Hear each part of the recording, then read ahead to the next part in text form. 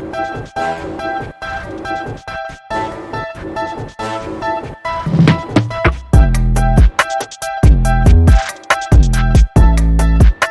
what's up, everybody? Welcome to Cave Talk. Oh, man, you know, this is the platform where we come, make sure you have an open mind, transparency, have some fun, live the life that you've been given. And listen, you all already see who we got rocking with us on today. You all ought to go ahead and just link up, tag, look, subscribe to our Cave Talk, Mac Cave Talk on our YouTube channel. Y'all give it up for the one and the only, my dog, my guy, Quinn Cook. I can't hear y'all. What's up, bro? What's up, man? How you doing? Man, listen, I'm hyped, man. You can tell it. I'm really kind of like losing it, bro. Yeah. You know, it's kind of like, what, man? Man, Yeah. just so good to see you, man. Always good to see you. You know, we go way back since I was 15 years old. So 15 years later, we're still rocking. So, Man, you know our relationship. Wow, man. Way back. Don't take us too far back, man. First of all, let me say, man, thanks, man, for coming on my little show, man. Trying to, you know, have some fun, enjoy, let people learn how to live life and love it. And, you know, man, we want to have some talk, man. Want to just talk, see what you're up to. I know you've been grinding. We know we keep in contact, so you're always grinding on the go, always making things happen, man. You got to tell us though how deep you want to go. You know, you might be like, yo, man, dog, big dog, I don't want to go there. I don't feel like it. You know what? Whatever. Let's do it. Let's get it. Hey, man. Well, you know, man, some people gonna be trying to ask questions and all that, man. But just looking at you, man, again, bro. You go back all these years when we met. You've experienced a lot, whole lot, man. I've watched your journey. I know your journey. I've admired your journey, your tenacity, and everything, man. So, I mean, I want you to just take us through how you want to, and we'll jump in some questions. And man, look, throw some questions at me, man, because you know people be thinking they know me, but they don't really know me, man, because they got this certain perception of me and all this. So, man, you know, kind of share with us the journey, man. We know Quinn Cook, the basketball player. We're gonna ask a couple questions, but man, tell us your journey, bro. Yeah. Obviously, you know, from Washington, D.C., PG County, Maryland. PG County? Yeah, man. It started like, you know, the American story, man. My mom and dad met in high school. I'm sorry. They met in college. I apologize. At Howard. My dad was a senior. My mom was a sophomore, I believe, or no, freshman.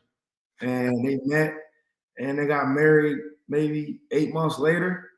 And you know, the rest was history. So like, you know, had my sister, had my mom, had me. But you know, my earliest, you know, moments of my childhood, like, you know, my dad, you know, they worked in my dad and mom worked at like a sandwich shop in a train station. Yeah, at Union Station. They were like working like a sandwich. They sold lemonade and stuff. Like I remember as a kid, I used to always beg for lemonade, right? And then like that's like I was like a baby, but I remember like always being at Union Station. And after that, my dad, he had a sports bar called Fourth and Gold. In Northwest. Oh, come on, man. Yeah. You know, I'm actually trying to do that. Go ahead, man. Yeah, I'm gonna have to get some. Me too. We'll get to that too. But yeah, that was like when I fell in love with sports. My sister being a girly girl and me being a boy, just I used to be in the sports bar all day. And like I was like the sports bar mascot. I was maybe 3-4 years old, and you know, I would be playing they had like a Fisher Price court in the bar, and customers would be playing, you know, fake one-on-one with me, letting me dunk on them. And it was like my mom was always in the hair salon down the street. So I would like go back and forth, like run up and down the street. But I was always in the bar, and that's like where I fell in love with sports. And you know, I got serious with basketball after that. So when you say you got serious with basketball, did you remember going back from elementary, like basically middle school is when it started really like vibing? Nah, it was 7. I was 7 when Yeah, I was 7 years old. Well, I ain't gonna lie. I'm gonna keep it all the way 100. Like Yeah. I fell in love with like the NBA at 4. Seeing Yeah. Michael Jordan. And when I was 5 in '98, I remember watching the finals. Like I was with my grandmother. My grandparents lived in New York. My mother's parents, and Yeah. I remember watching. Like it was summer, summer vacation, summer break. Yeah. Yeah. I'm up there with my grandparents for like a month, and it was like June of I said 2000. It was like June of '98, and it was the finals. It was the Bulls versus the Jazz, and I can watching every game. And I literally remember vividly watching Game 6, the final shot, the crossover, the pose, everything, and just from that moment on, it's like I want to beat Michael Jordan. You remember that vivid? Yep, play by play, everything. And my grandmother's still alive. She'll tell you that was like one of our favorite stories. Man, that's wild. That's good, man. So you started you went all the way back there. You started balling with middle school. Yeah. Take us through that, man. Going to middle school and now you're getting some recognition, notoriety. Yeah. So my dad, just being like, just super supportive. Obviously, of both of his kids. He saw like I did football, I did baseball, I did boxing. I was And gonna ask you that, man. So was basketball the sport, or you just did what else were you good at? so my dad was a baseball player. Like he played baseball. Well, he played all three. He played baseball, basketball, football. Um, I think his sport that he liked the most was baseball.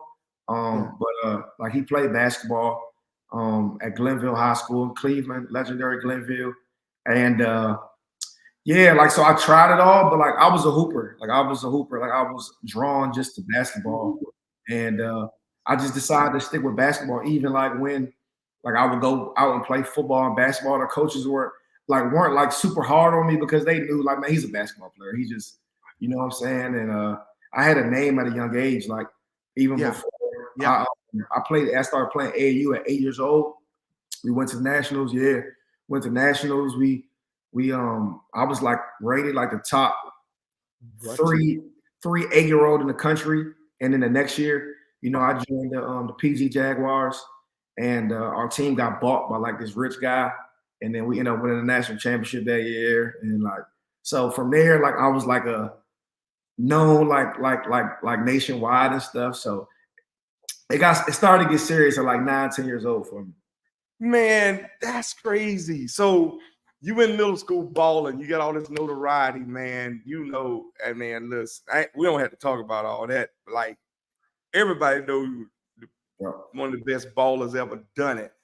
So you get to high school. Yeah. Then and you had to transfer, right? Yeah. I transferred my last year, but like even before getting to high school, like it was this big bidding war for me in middle school. And like they take basketball like we have like even right now in the if you go look at the ESPN top 25, Yeah. Yeah. we have 6 schools in the top 25 just in this area, just 20, 30 minutes away from me. A couple schools is 15, 10 minutes away. So basketball has always been serious, like right here. So I remember like me, my mother, my dad, and my sister, we treated, me picking a high school like a real recruitment, like a college. Like we took it like so serious. And I ended up going to Powerhouse DeMatha. And from there, like I was the first freshman to start in a while. And it kind of took off. I had 3. Well, my freshman year was pretty good. We didn't win. We didn't win at all. So I don't really like to talk about my freshman year, but that's the year I lost my father. So like that was like the year where like Yeah. it changed. Obviously, it changed my life. But Yeah. from there, like I just took another step just with my my drive and just on the court. Like it was something that I had to. Like I couldn't fail because I was playing for something else. Just being a man of my house. I always knowing that my dad is with me at all times. So my game took another level after that. Wow. So listen, I heard you just say something. You said the man of the house, and you know, I don't know if you can talk about it because I'll be straight with you, man. You know, I know you, you know me. I'm an alpha male. You know, we hard and stuff, man. But you know, a lot of people know, but a lot of people don't know. During this time of you growing up and becoming who you are, a tragedy happened. Yeah. It's something tough with your Yeah. father, your dad. Yep. I mean, yeah, it was crazy because like you know how dads and sons are. I mean, your best Yeah. friends, your twins, your mini me, idol. So me and my dad was the same way, and we bonded like with basketball. Like we bonded. Obviously, like that wasn't he wasn't like drilling me every day. Like when he knew that I had a different love for the game. Like he saw like other 8-year-olds, and he saw me. Like when I was 8 years old, if we lost any kind of game, I was crying. I was, I like he built Wow. my sister a basketball court. Like I'll be out there all night. Wow. He's from Cleveland, but he grew up a Laker fan. Like obviously, 70s, 80s, the Oh Lakers, yeah. right? He went Yes, to sir. he went to Howard. He pledged Q. So obviously the purple and gold goes with the Lakers. Yeah. So that's why my name's Quinn, because I had to have a name that starts with a Q. You saw. Yeah. See, I know some people in the chat. They could be like, none of us knew that. A lot of us didn't know that. Yep. So, but the journey of basketball, you're hitting that thing where your dad passed. How old were you then? 14. 14. Yep. You're headed. You're on your way. Yeah. That happens. Yeah. How did you manage it? How did you recover? I mean, I know it's always a hurt. I text you all the time. Yeah. You're like, yo, checking on you and all this, man, because I know hurt. But how do you recover? How did you keep pushing through all that, man? Yeah, that's a great question. Obviously it's tough, but like the kind of dad that I had, Yeah. like I knew I was going to the NBA just because he was on me. Like he cared about school. Like he ain't like I was the man. Like I said, we're from a place where like the basketball players we are worshipped since we was 8, 7. Like I remember me and Katie, we would be walking the Foot Locker or walking in the mall at 14 years old, and he's getting recognized. I'm getting recognized. That's like it was just this area is just Nolan was the same way. But I say that to say I knew I was going to the NBA just because my dad, like he was on me about school. I didn't do good at school. Like he was on me. Like he wasn't playing. Cool, funny story. Like I said, we were big Laker fans, right? And my mom just told the story the other day that reminded me. So the 2004, this is LeBron's rookie year, and I was obsessed with LeBron. So I'm a Michael Jordan. As you can see behind me, I'm Michael Jordan, Kobe, and LeBron. Like those three guys, like I got them too. Michael Jordan, Kobe, and LeBron right there on my wall, man. Those three, right? Those my three. So obviously Mike's retired. Kobe is 2002, 2003. So Kobe is already Kobe, but me, I don't remember Kobe in high school. Like I don't remember him as a rookie in the league. You know what I'm saying? So it's a little different. But LeBron, like I remember seeing LeBron as a junior in high school and seeing him as a senior. Yeah. So like, boom. So I'm saying that to say like, so in 2004, the All-Star game was in LA. And my dad was like, you do good in school. I'm going to take you out there for the All-Star. So boom, first quarter, I do well. Like I'm only getting good grades because if I get a good report card, my dad's taking me to LA so I can see the All-Star game. Boom. So that was like his, that was his way to challenge me. So doing well.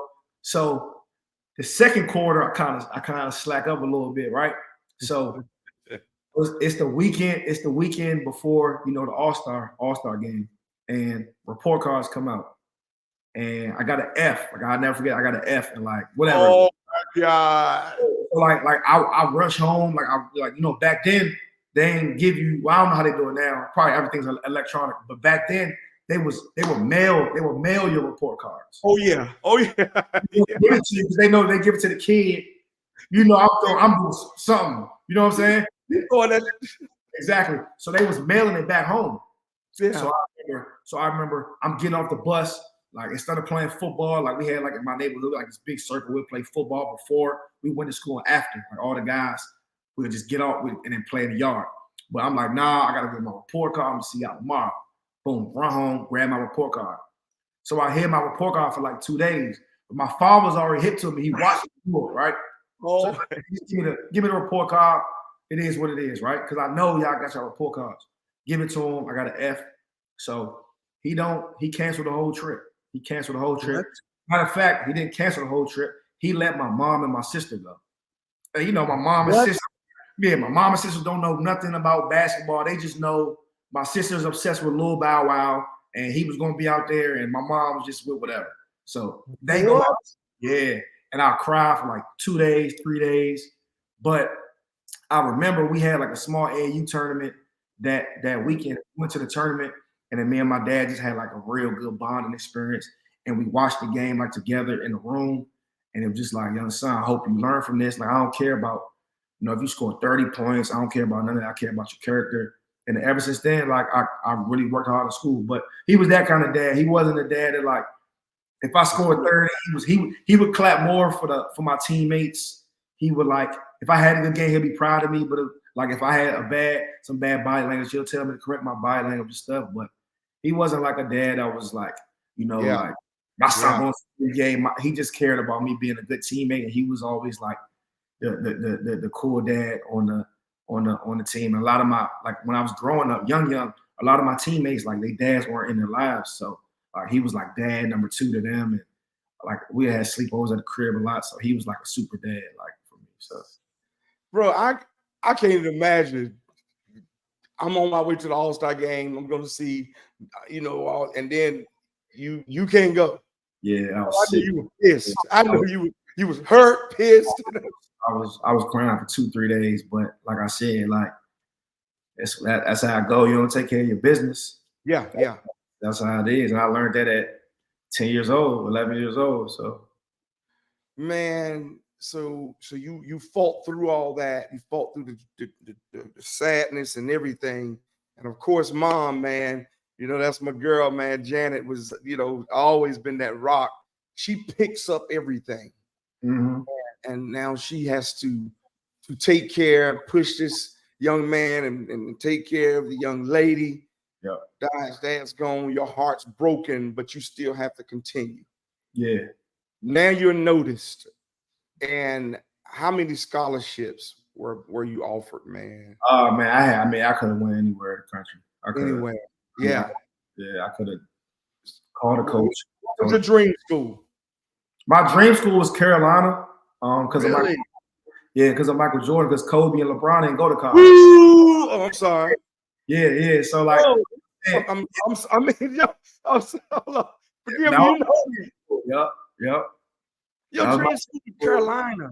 It was Michael Jordan, and then Kobe and LeBron didn't go to college. So, like my favorite players, Michael Jordan went to Carolina. I remember Space Jam was my favorite movie. He wore the Carolina shorts under the. You know what I'm saying, he made Big Bugs and Daffy, all them shorts. You know what I'm saying? So Carolina was, and I'm gonna be honest. Like I grew up in Georgetown and Maryland territory.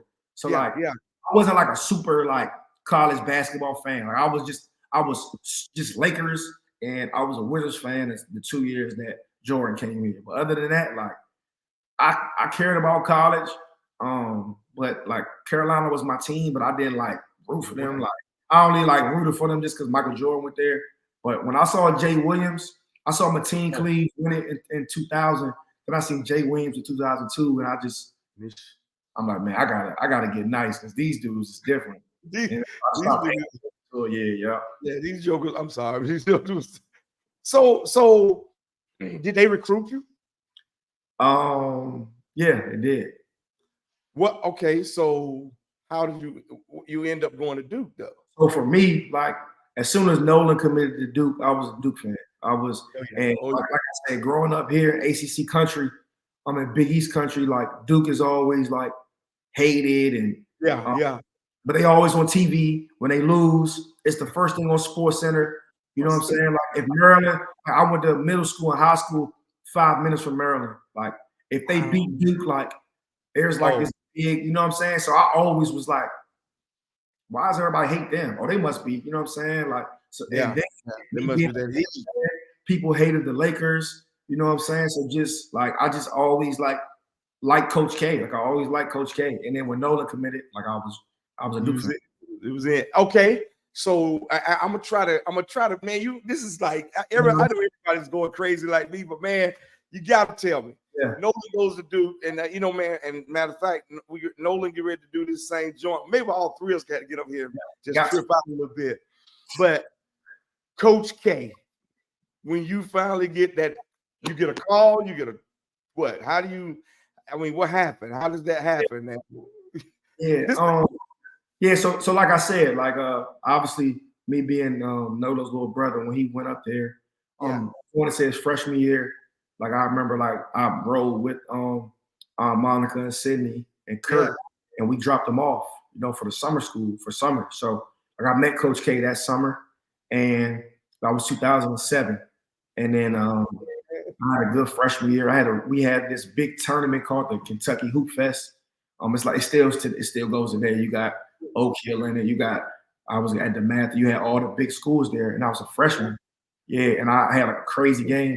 My second game in high school, and then I got a letter from Duke like 2 days later, and then you know when I got on the circuit after, you know, Coach came to like 3-4 of my games, and you know after that like that was like, he's coming to the game, Coach K. He's coming to my game, like mentally. I mean, I know you're gonna ball out. I mean, because it's time to shine. Look, but now I'm not gonna lie. Like I said, my dad passed my freshman year, March 3rd, 2008, where we just lost in the playoffs. And then my dad was in a coma. Like my dad, February, he was in a coma from February 17th to when he passed, March 3rd. So this is during the playoffs. So like I think I want to say the first round. I don't know if I played or not.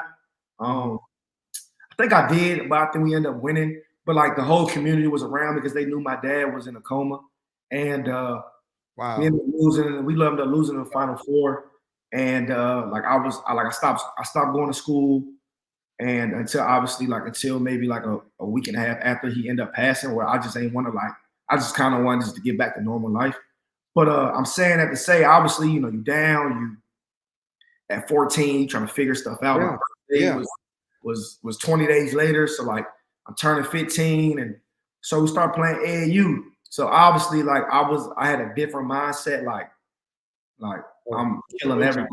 But then now you see Coach K coming to the game, and I'm like, oh nah, this it. Like this is what I dreamed of. So nah, it was good. That was a tough time, but just to see like your work is kind of paying off, but it's an extra step. So that summer until I got hurt, that was my first time getting hurt, but I was getting 50s. I was getting 45. What? Yeah, I was destroying AAU. I was destroying the circuit. Yeah. I was destroying. Man, he comes to the game, you commit, you go to hold on now. Yeah. You won a high school championship. Yeah. 2. You won a high school championship. 2 high school championships. Now you come to Duke. Yeah. You know, and what year is that? You know, I got to Duke 2011 to 15. Yes, sir. You come to Duke, y'all come smashing. What was the class like? Who came with you, man? It was 5 of us. It was me, Austin Rivers, Marshall Plumlee, the youngest Plumlee, and Michael Benajay. He was like top 50. Benajay. Yeah, Alex Murphy. Yeah, 5 of us. So y'all cats start vibing and everything, man. So you got to face the biggest rivalry in college basketball. Yeah. The team you wanted to go to. Yeah. That first time you did that, man, how do you prepare mentally for something like that? Like you obviously, you know, you can't being a part of the team like you are, you know, what's understood, it gotta be explained. If you can't get up for that game, you in the wrong field, right? But the one thing that I tell people all the time about that rivalry is like, obviously we know what it is, but the fans is like, I remember when I first got there, they like, man, Quinn, look, we could go 2-35, right? Them two, we gotta beat them boys, right? You know, just being at the games, being around, when it's Carolina week, it's just a different feeling. It's different. It's different. It's different, man. Look, when y'all guys got me around it, look, y'all know I'm a whole different breed. I want the ball myself. I'm the OG. I'm out there wanting to jump on the court. Yeah. Jump on the court. I want to do security. I want to do it all. So, but man, so all right, real quick. Freshman year, y'all win or lose? We won against Carolina. Yeah. So you know, my first ever game, that's when Austin hit the shot. That was my first Carolina game. Yo, that joint was lit. Crazy. Like we had no business winning it, but obviously it's 40 minutes in the game, not 30, 39, 38. So those last 2 minutes we went crazy. Austin put us on his back. And the rest was history. He dropped that joint, man. Yep. Then you get to the championship year. Yeah. Yes, sir. Yes, sir. Yeah. And we know, man, Wisconsin. You know how much work, you know, me and you had to put into, you know, in the middle of from freshman year when I arrived to senior year when I left. Just, you know, obviously the basketball stuff is easy. You coming in late night with me, getting shots up, coming to every game. But, you know, just the off the court stuff, me, you know, fixing my body language, me, you know, just everything. So a lot of people kind of just, Quinn, like you got there, you know, you was hurt and you ended up, you know, All-American and you won. I'm like, yeah, but you don't. The basketball part was easy. The basketball part was easy, bro. Everything else was the stuff that I needed to do to become where I am today and to deal with stuff that I had to go through as a pro that I'm still going through as a pro. So I said, if I had some early success in college, maybe I would have left. Like I wanted to leave after my sophomore year. Yep. But remember we had a conversation at church that night when I was deciding when I was gonna go. But say if I go my sophomore year, maybe the first time I get cut or the second time I get cut from an NBA team, I don't know how to, you know what I'm saying? So them 4 years got me prepared for the last 9 years of my NBA career. Bro, that's one thing I want to kind of stay on the basketball, but with everything you said, we ain't went to the professional level yet. Yeah. Do you think nutrition and all that, man, played a major part in it? Were you doing your part of it, the nutrition side of it? Now, you know, because I understand LeBron puts $1 million a year, I understand, into his body. But what do you think about the nutrition to tell these young cats coming up, like things like that, man? Nah, I mean, it's definitely being proactive, right? It's definitely not being reactive, being proactive. Like, I ain't gonna lie, like, when I was 18, 19, 20, I'm eating cookout every night. Like, I'm eating Zaxby's. Like, you young, but like, hey, I want no help. So, hey. You know, but like, now, like, I'd be a fool to eat like that. You know what I'm saying? Because it's just, you know, you get older and then you realize, like, all right, like, this isn't good for my body. If I eat, you ain't gonna put the wrong gas in your cup. Like, you know what I'm saying? You gotta put the right gas so it run the right way. And bro, you gotta help me out, man, because let me tell you this, man. No, I'm the healthiest eater in the world. I'm 56. 56, man. I'm eating neck bones, pork chop. I got a whole thing of Skittles right there, M&Ms. Look, bro, I got a slush machine right there. Yeah. Hey, bro, you got to help me out, man. You got to help me out. You got to put me on a nutrition plan. I'm going to tell you. We can do it. We can hold each other accountable. All you need is somebody just to do it with you. Like, outside, like, but you know what I'm saying? You can't be in the house. It got to be somebody that's, you know, is going to hold you accountable. But I have my days too, man. I have my days too, even still, where I just got to, I need some pizza, man. I need some French fries. Like, and you got to lie yourself that sometimes, though. You got to lie yourself that. Because we work hard, man. You work too hard. So we got to enjoy.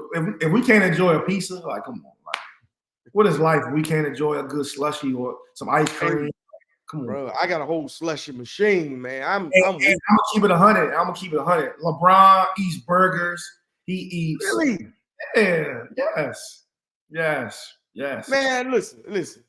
You got to give us this. I got to go to the pros on it, but I can't go there yet. But I ask you this, Uh-huh. yo, you cute cook. You Yeah. don't do campus. Yeah. You don't do campus, man. I'm pretty sure you ain't never go to no parties and y'all didn't never wild out, this and that, because y'all was so much on a strict situation. Yeah.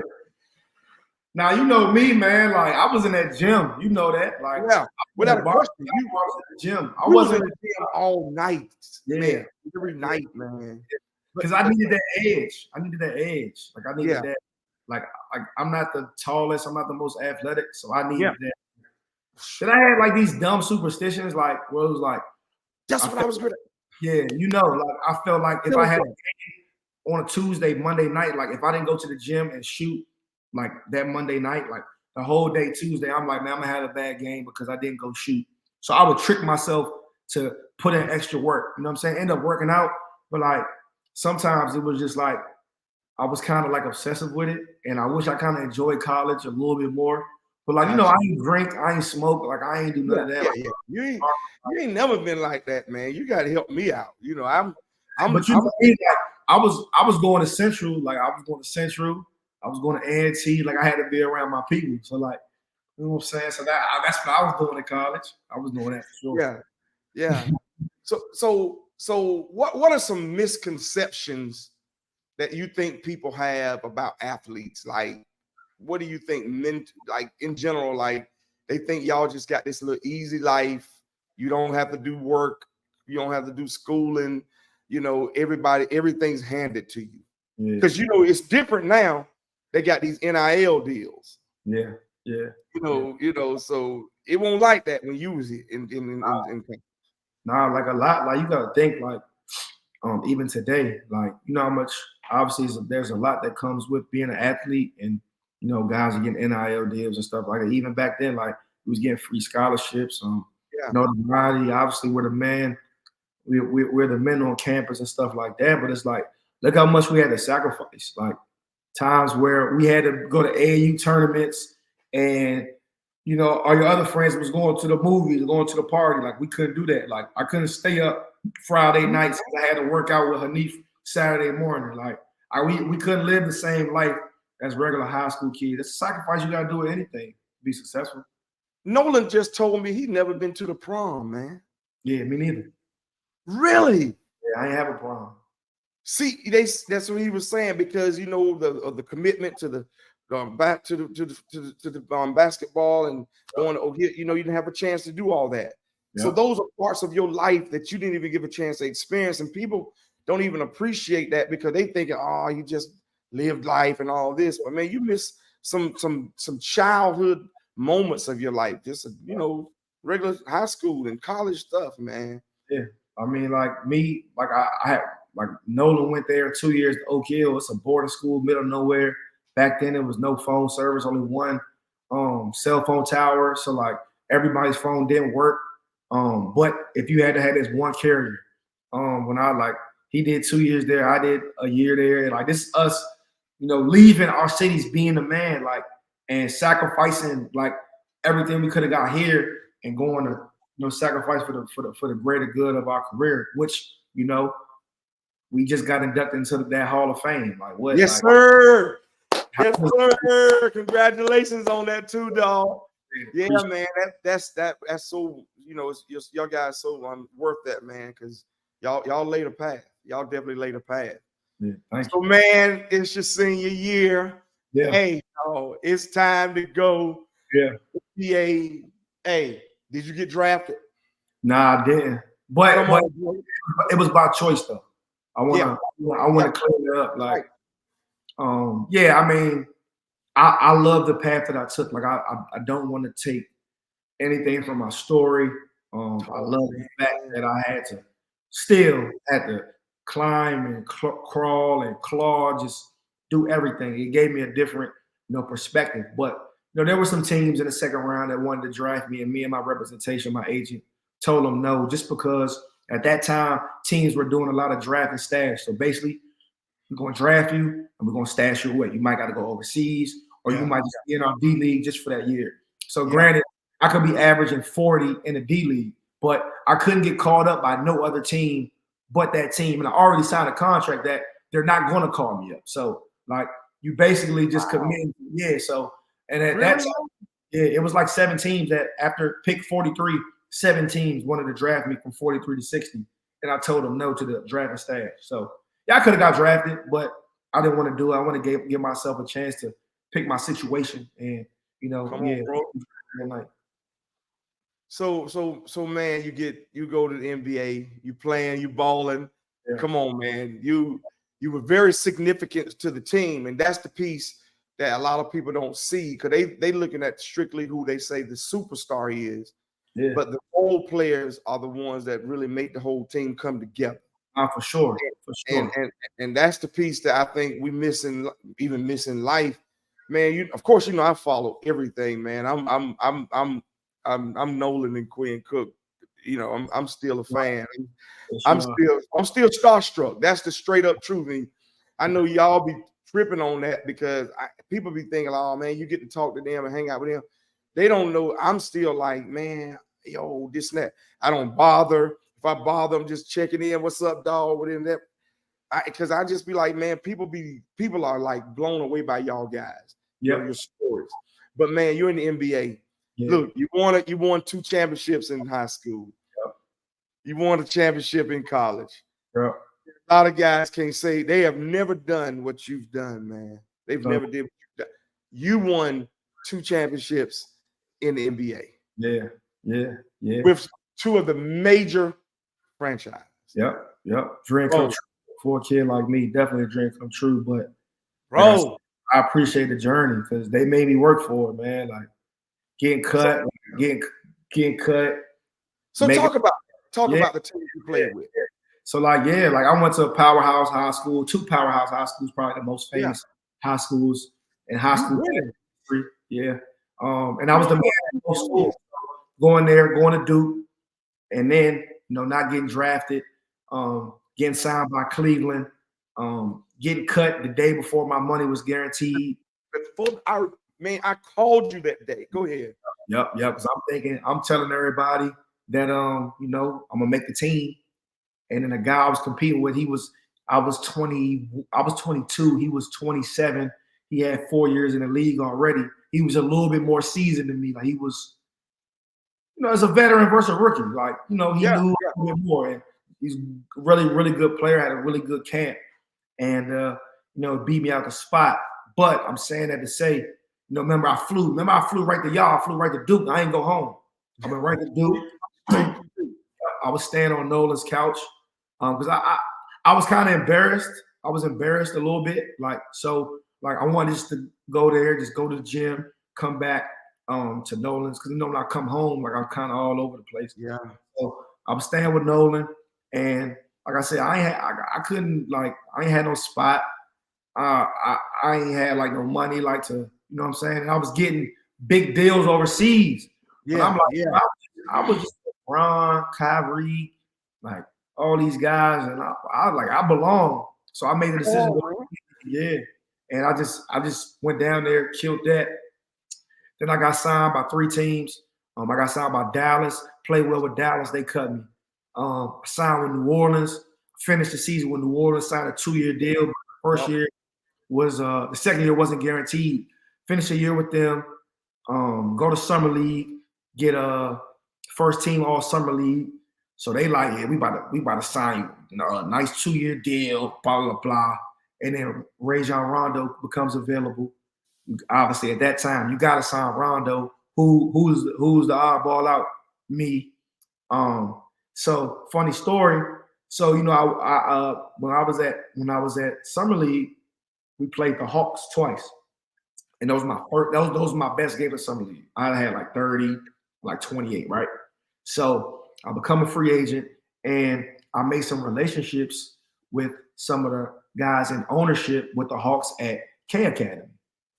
Yeah. So you see how everything kind of this is why And I tell my mom this. I tell my mom this all the time. I was hurt when I picked Duke, so I was thinking. I wasn't just thinking the next year. I was thinking the next 30 years, right? And I just thought Duke was just it's Duke. It's the biggest brand, one of the biggest brands in sports. Boom. So I get on with them. Grant Hill actually gets me on the Hawks because he got into the ownership as well. Boom. Yeah. Yeah, a lot of people don't know this. So I get there and like I said, I was in New Orleans. I'm with DeMarcus, AD, Drew Holiday. I'm battling these guys every day. So the Hawks were going through their rebuilding stage. They cut Dwight, they got rid of Dwight, got rid of Millsap, Jeff T, Corver. They got rid of everybody. They paid Schroeder and Bazemore. So I get there, I'm playing pickup. I'm like, yo, I might not just not make the team. I think I'm like the third best player on this team, right? Boom. I'm killing, like I'm destroying. Yeah. I'm telling my agent, I'm like, yo, I look good. Like, what you think? He like, man, they're gonna keep you. Like, I'm telling you, they're gonna keep you, blah, blah, blah. But me, it's my second year, it's my third year. So I'm like, man, I heard this before, and I'm chilling. They give me a hotel, I'm staying in a hotel. Like, I'm staying there. Clearly, man. Yeah. So look, so the coaches, like the little side coach, not like assistant coaches, they like, man, you gonna get a spot out here? It's Atlanta.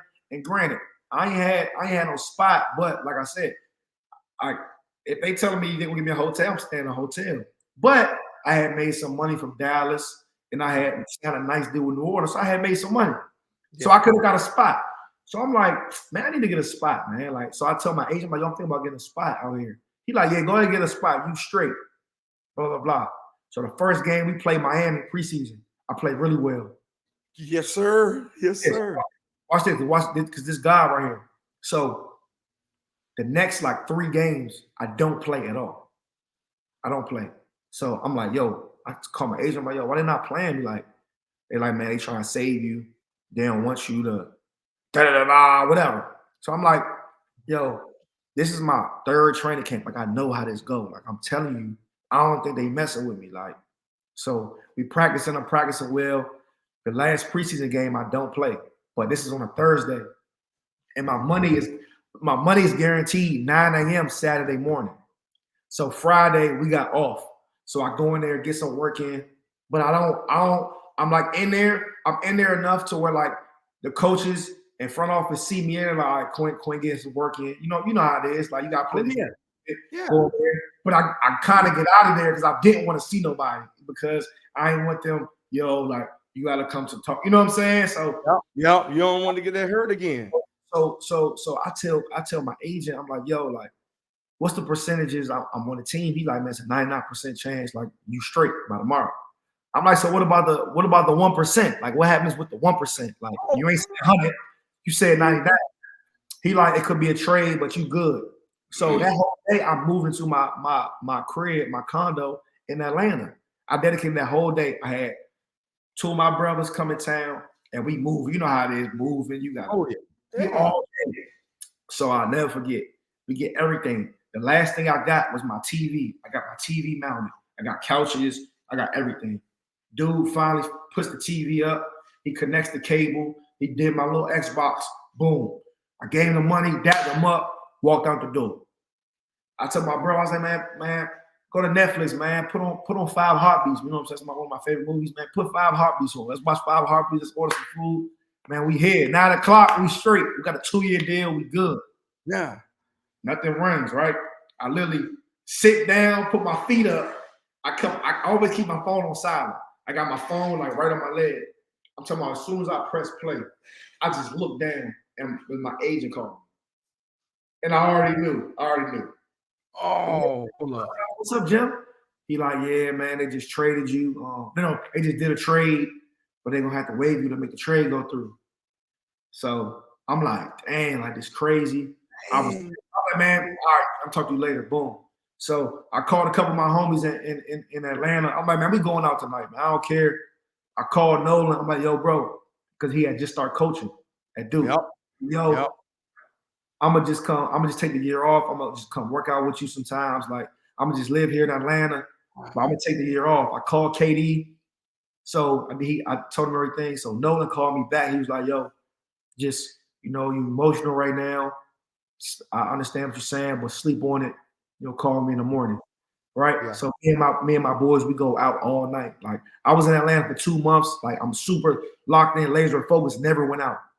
I'm like, man, I'm about to enjoy this. I don't care no more. I'm about to enjoy this. Go out. We out all night.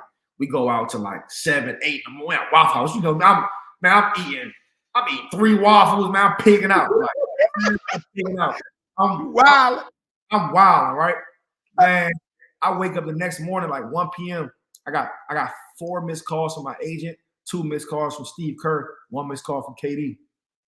And I wake up, I'm like, yo, what's this 5? Whatever the number was. Jim's like, yo, my agent like, yo, answer the phone. It's Steve Kerr calling you. So boom, I signed with the Warriors the next day. But I had to say, in that year, no disrespect to the Atlanta, no disrespect to all the team, but they was the worst team in the league that year. So the worst team in the league let me go, and the best team in the league signed me. Best team in the league signed you, dog. Bro. Man, that's crazy. You literally had everything set up, and bam, get the call. They wave you. You just like, look, I'm just gonna let him handle it. You know what's up? It is what it is. He ain't give me 12 hours. He was on it. He already had it waiting. He already had it waiting for me. Oh, dog. No question. Can't question him. You just gotta. So anyway, you go to Golden State. Come on, bro. I'm trying to be nice, man, because you know me behind the scene.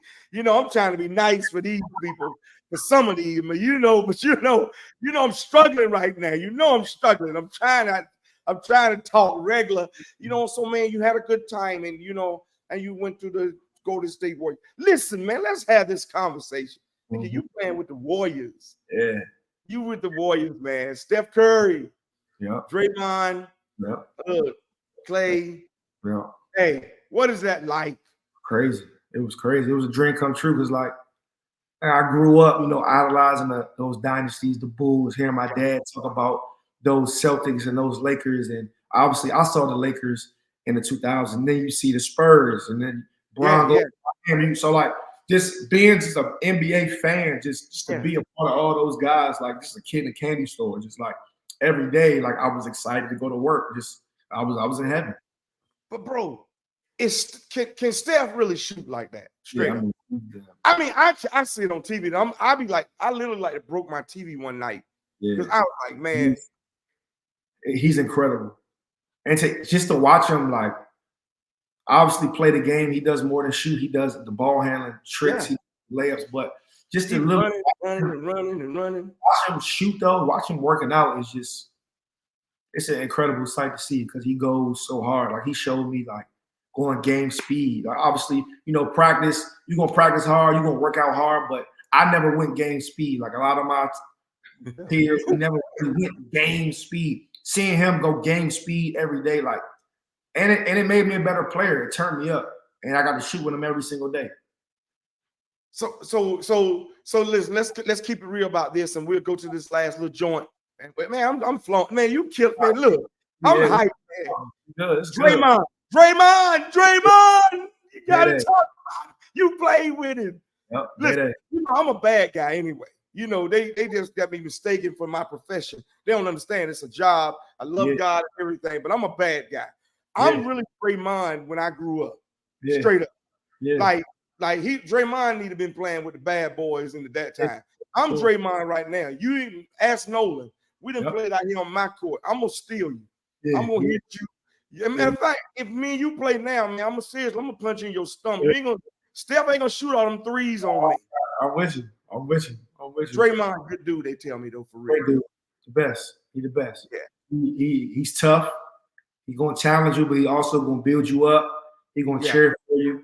Gonna be your biggest fan. So that's the one thing that I don't like about the media. They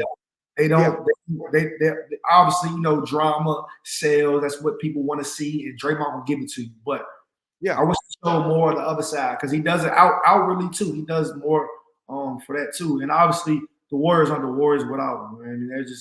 It just is what it is. But You talk about that media piece, man. That thing bothers me because, and this is no disrespect. And and look, I'm not putting you out there. You can cut off where you want to, man. But it's like I tell people, we show the NBA and a couple guys that may get into a brawl one time, but you got hockey fighting every night.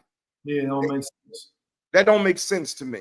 Right. So and I don't agree with some things, man. But at the end of the day, hey, I like the way you actually handled that joint, man. I watched you that year. I was texting you all the time after the game. Yo, dog, you killed this mug. And man, it was amazing to watch Steph come off and you assisting, and then even sometimes on the bench, you still with that motivating piece. Yeah. Which people don't see all that. They don't understand that really kept other things flowing. Yeah. Then when they got hurt, I think somebody got hurt and you had to step in. Steph got hurt in the middle of the season. Yeah, man.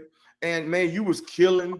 So man, listen, I'm just proud of how you handled all of that, man. Yeah. That NBA championship, man.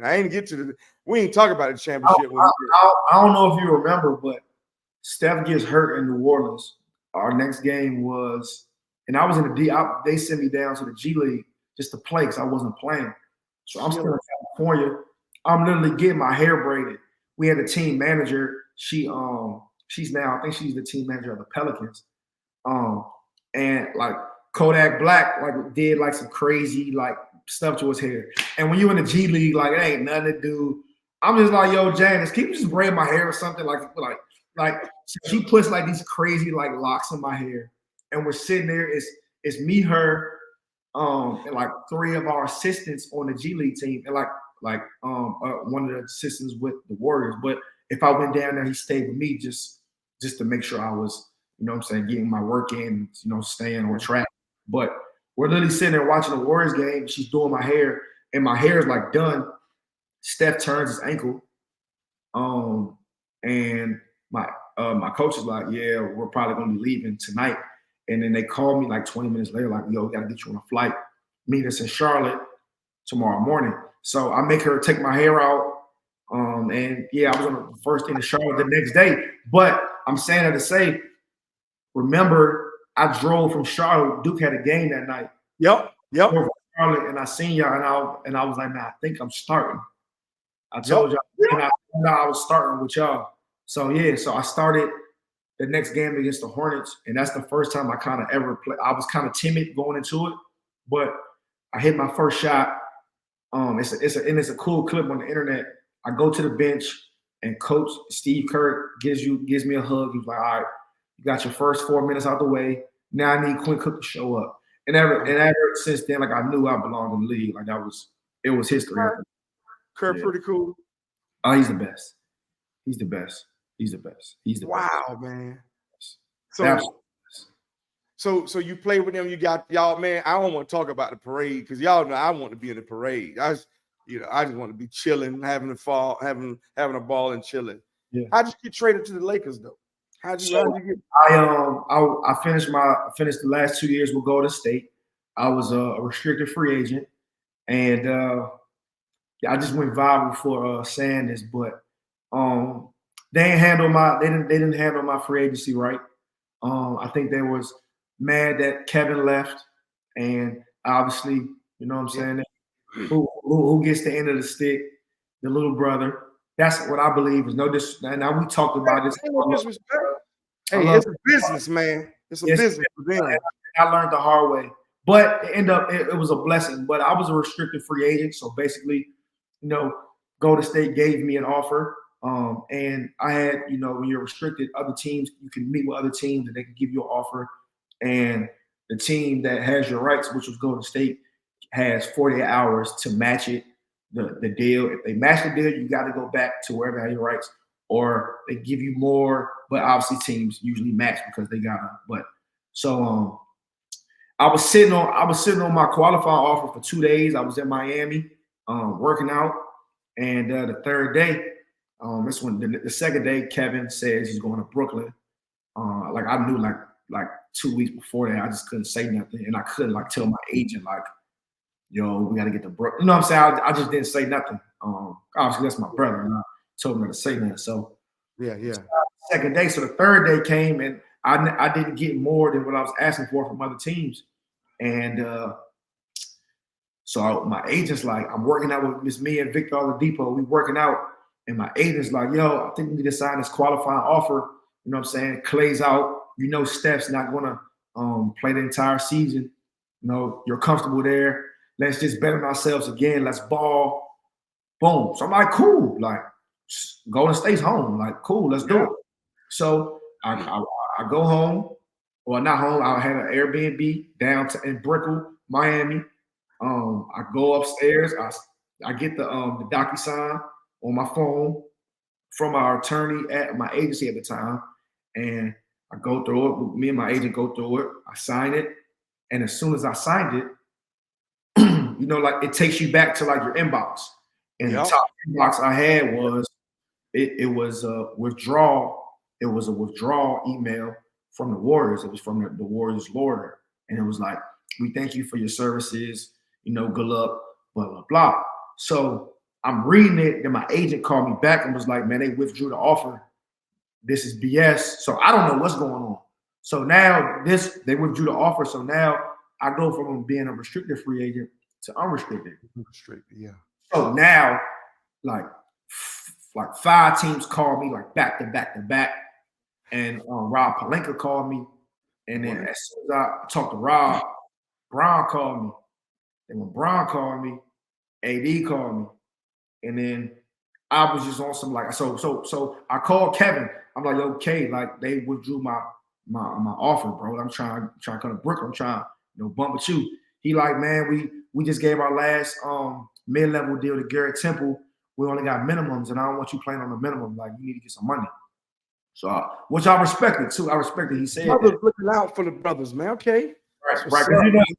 Because I would have took the minimum. Like, honestly, like I probably would have took the minimum to go hoop with K. Because like that's just our relationship, man. Man, Kevin had me doing commercials.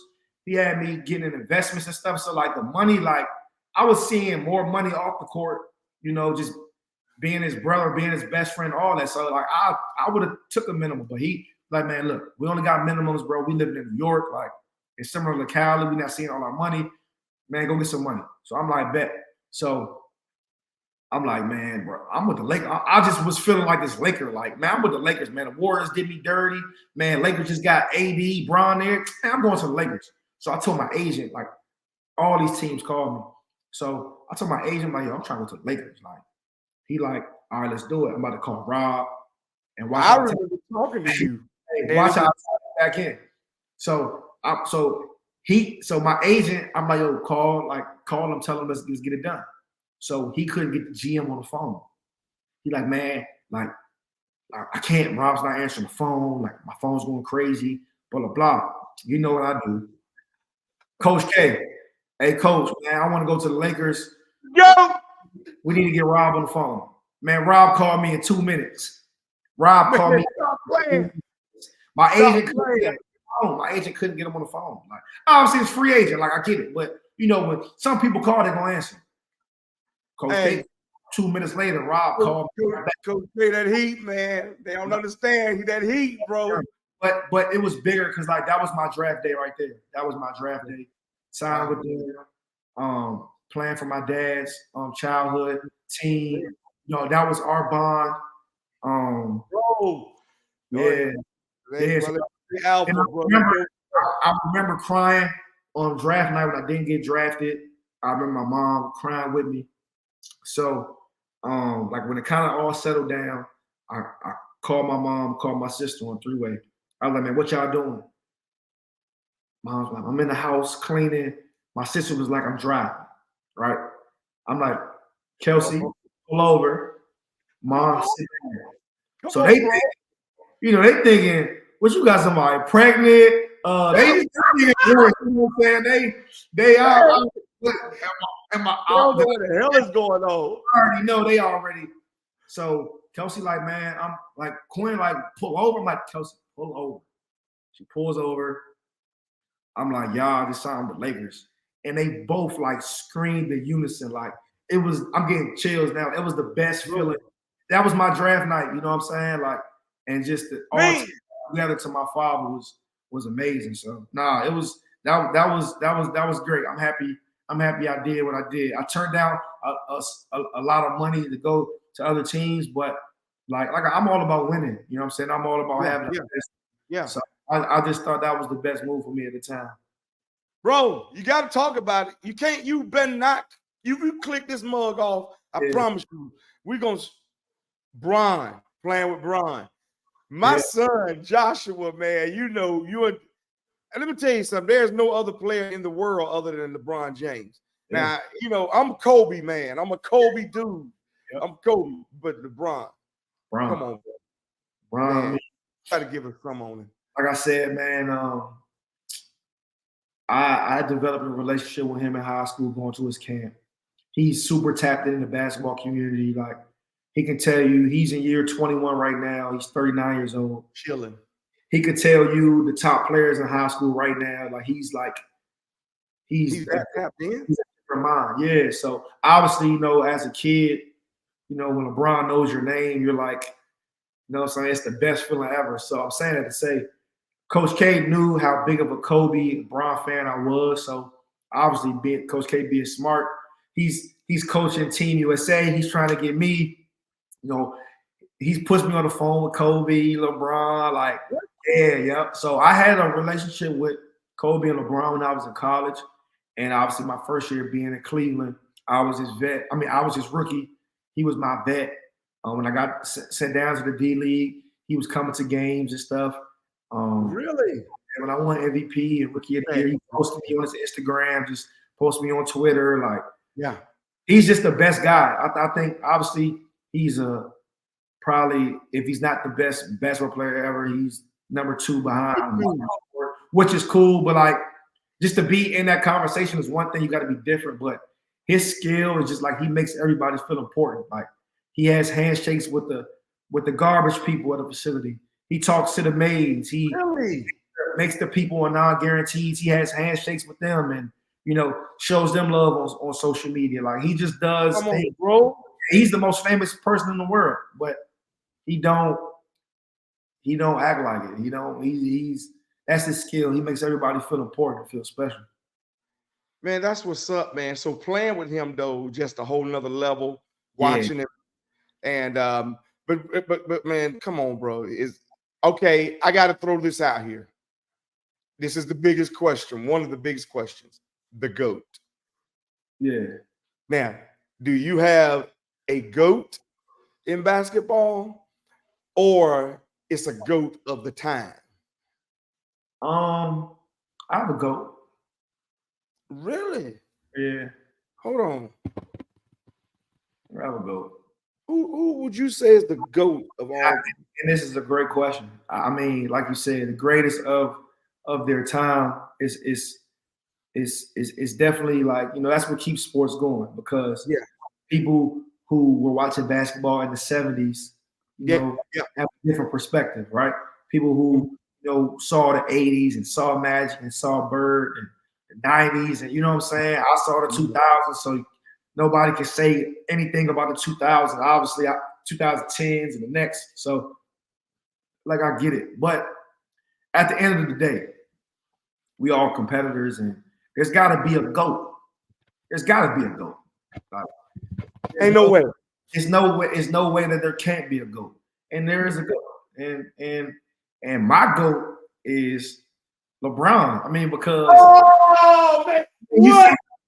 You see the man behind me, like I grew up on Space Jam, like I was obsessed with Carolina. Man, I'm getting off. No. But hey, OG, look though. Look. You see this? I'm with you. Oh, man. Hey, I'm LeBron. Hey, I've never met LeBron. I've met mostly everybody, a lot of people because of you and Nolan. That's the reason I met everyone. Yeah. LeBron, come on, bro. Yeah. Kobe, man. You know why? Why? I didn't play with Mike. You didn't. I didn't play with Kobe. Hey, I won with LeBron. I saw it on an everyday basis for 4 years. Yeah. I competed against him in the championship, so I saw how tough it was to prepare for him, and obviously to prepare for Kobe, to prepare for Mike. It'll be the same, but hey, I just saw it. I saw it. I was there. I saw front row seat. Front row seat. On the court sometimes with him and all that, man. I saw hey, I salute him though, man, because he does a lot for humanity too. He does a whole, it's a whole nother level. Yeah. What he does. And even through this conversation, your conversation is just taking him to another place in me. Yeah. I mean, I'm a basketball fanatic, you know that, but man, like I said, my son Joshua, I honestly, he will fight me right now. We fight. We literally fight because LeBron can do no wrong. Because I grew up in the era of Kobe. Yep. But man, this means a lot, man. I want to give a shout out to him, man. And hey, I'm proud of that, man, because you see him as a family guy and everything, man. This is good though, bro. LeBron. Brown. I'm gonna go with Brown. Like I got Kobe tatted on me. I've done everything to honor Michael Jordan. Like Michael Jordan. Don't make me do this. Don't make me do that because I'm gonna have to go get the Kobe tattoo. Ask my mother. When I was growing up, I would only wear Hanes t-shirts and Hanes briefs because of Jordan. I would only eat ballpark Franks because of Jordan. I would only drink Gatorade because of Jordan. I had a 4 jersey rotation of Michael Jordan I would wear every week. I would wear the black jersey, the red jersey, the white jersey, and the Carolina jersey. Like that was I'm talking about every day, like obsessed with Michael Jordan. But man, I saw LeBron from day one. I saw it from day one. And 23 years later, he's still killing, man. Look, man, we've been up here a minute. I know people still going crazy over this. I gotta ask you 2 more questions, and might throw one in. And I got just a special question. It's not even concerning basketball, but your thoughts on the NBA now, just in general. Honestly, I don't watch it. Wow, because I ain't in there right now. You ain't in there right this moment. I keep up with my friends, like I support my friends, like I support sports, but I feel you. I just can't. That's just my motivation. Like I ain't gonna watch it until I'm back. You know what I'm saying? Yeah. So, like I see the normal stuff.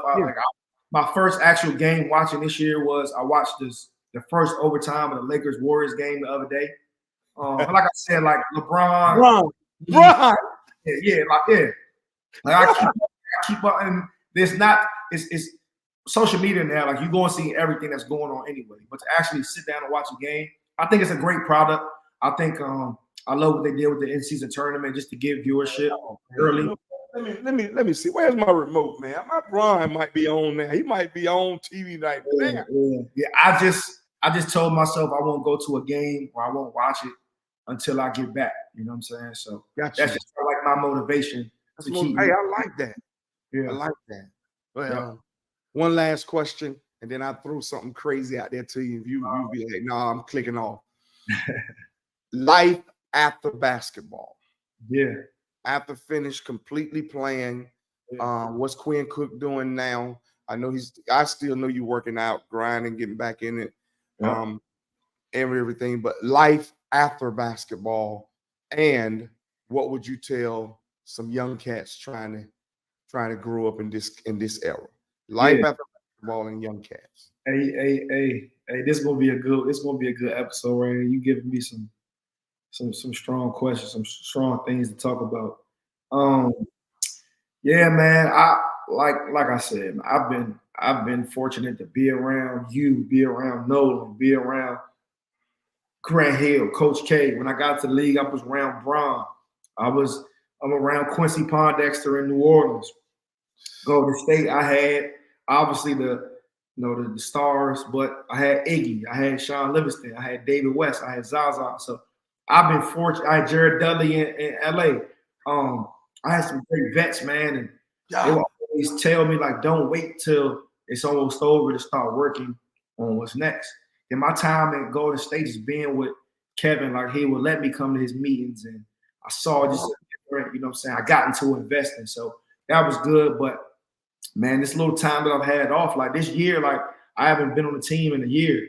And my representation was telling me, you know, we're gonna wait for this, wait for this, wait for this. It didn't come through. But another thing was like I hadn't had a Thanksgiving at home since I was a senior in high school. You know what I'm saying? Wow, man. This time right here, I'm always working. I hadn't had a Christmas, like a true Christmas. Like obviously at Duke, we might get 3 days, but cool. But like as a pro, like you ain't getting Christmas off. Like you gonna celebrate whatever city you in. You might be in a hotel or you might be in your city you live in, but your family not there. You know what I'm saying? Like this Christmas, like I got to see my aunt came over for Christmas. Like we all went to my mother's house. Like I got to see like my godmother. Like I haven't seen my godmother in. So this time's been good for me, but also like, you know, I direct documentaries. You know, I'm coming out with a streaming platform called Play Watch. It's for you know, like people who make, you know, cartoons and content. You know, yes, sir. Yeah, for black kids, like obviously, like growing up, all our superheroes was white. You know what I'm saying? Why we ain't had no superheroes that look like us. So, bro, come on. I'm doing a lot of stuff. I'm having getting a sports bar here right in my neighborhood. You know, so to honor my dad, I'm doing a lot, but I don't know what I want to do. I don't know what I want to do. I want to have my hands in a lot. Would you coach? I don't want to, but like if Nolan, like once he gets his head coaching job and maybe I'm retired, come on. You know what I'm saying? I don't. Y'all can't leave your boy out now. Hey, come on. You know, every week I gotta be a mentor, man. I gotta keep motivating now. You know, y'all can't leave. But I know I say that now, but I know when I'm done playing, I'm gonna miss that camaraderie, the bus rides, the plane rides, the locker room stuff every day. But like I want one of my you know projects to, you know, go crazy. I sell it for $1 billion. I can just chill and, you know, every game, own a team or something. Have a GM that cut me, like work for me. You know what I'm saying? I don't know. I got some high dreams. Yeah, but you got that edge though. You know, the thing with you're balanced. You know, and they got it. And here's what we don't want to talk about. You know, as much as the GMs, most of our GMs are white. But they gotta have that person that can actually be able to relate, and you got that balance to go on both sides. I've seen that with you and Nolan, man. So, man, that's exciting. So check this out. Last question. Oh, Quinn Cook dating. He got a boo. He chilling. You know. hey, this ain't basketball. Valentine's Day tomorrow too, man. She gets something in the mail. Who? Huh? What you say? I'm in the mail. Oh, and what you say? Who you got, babe, boo? You know, you chilling, you relaxing. You know, hey, I ain't got no Quinn Junior. Hey, he ain't met OG yet. I ain't got no kid. I don't got no seed. I got my 2 god kids, Cam and Deuce. Man, you see him turned up. Nah, but you know, hey, Deuce. Hey, honestly, all serious, I'm just focused, man. I'm focused. I've never had time to myself to really like, you know, lock in and really take care of what I need to take care of.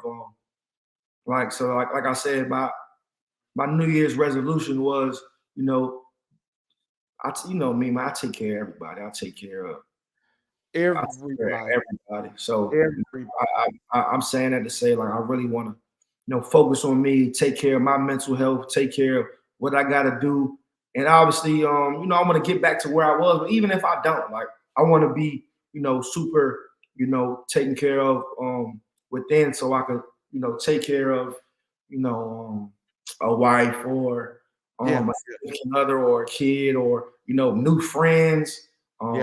A whole new, you know, agent, marketing team. I refreshed everything, so it's just like a new, like it's new life for me right now.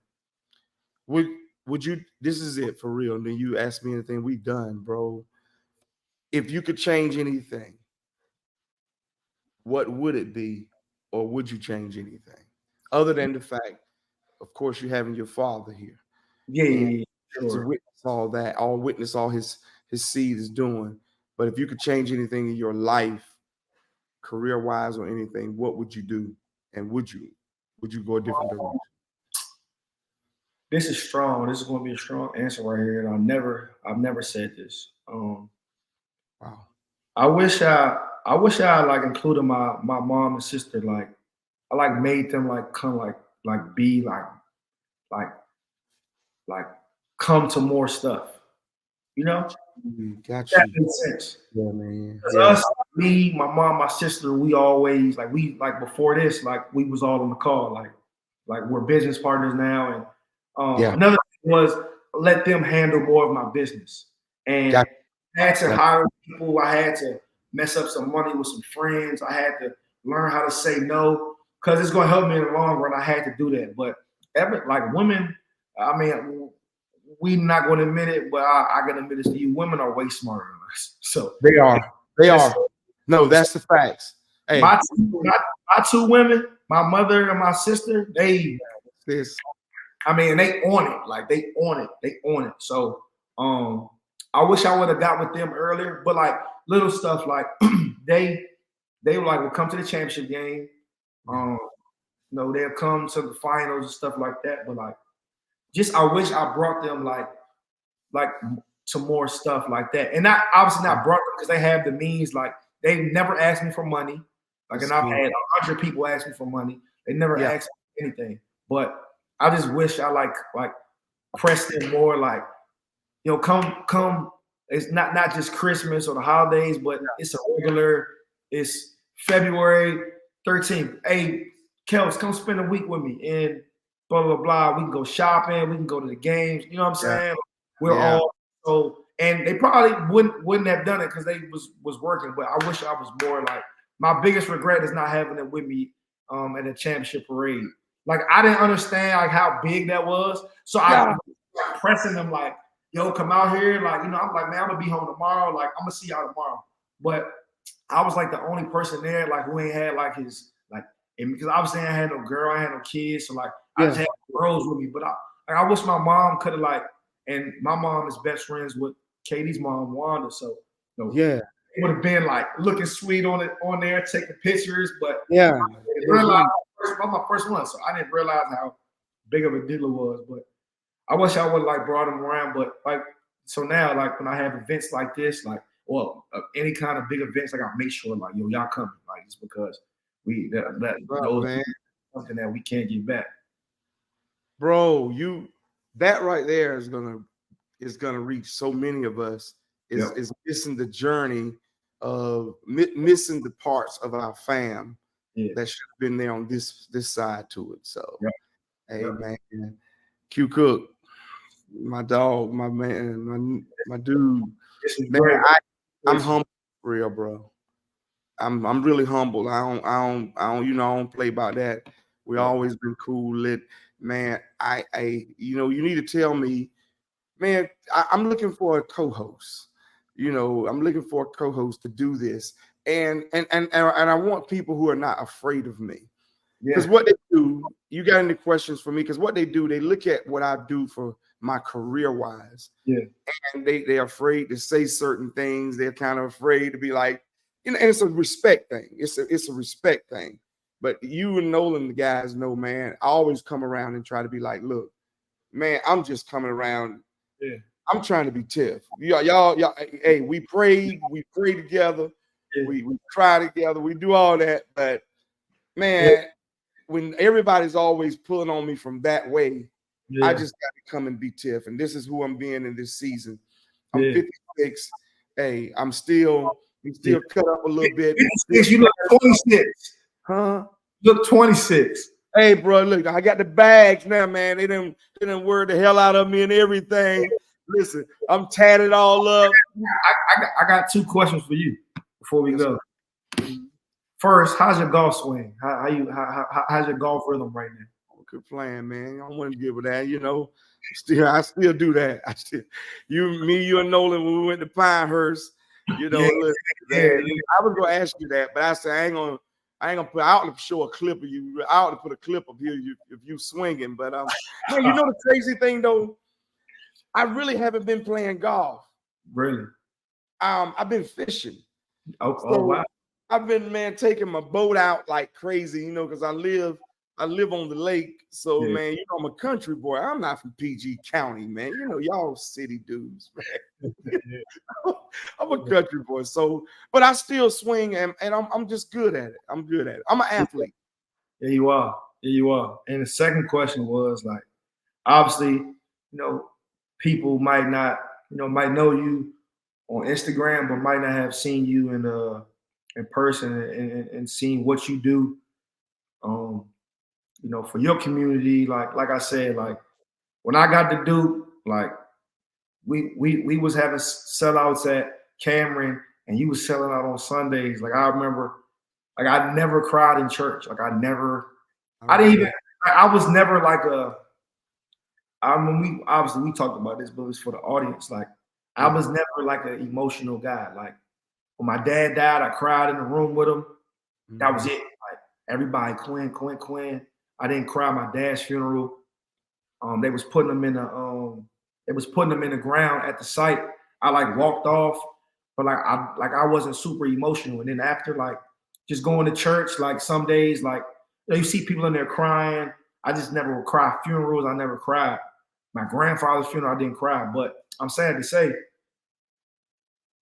I came to church New Year's Eve going into 2012. 2012, and you remember I was playing, and we had that talk, man, and that sermon just was, it changed me. It changed my life. It changed my outlook, and stuff started clicking. But I'm saying it to say, like, you know what all you do for the community. You know what you do for Duke basketball. You know what you do just for everybody. Like, what keeps you going?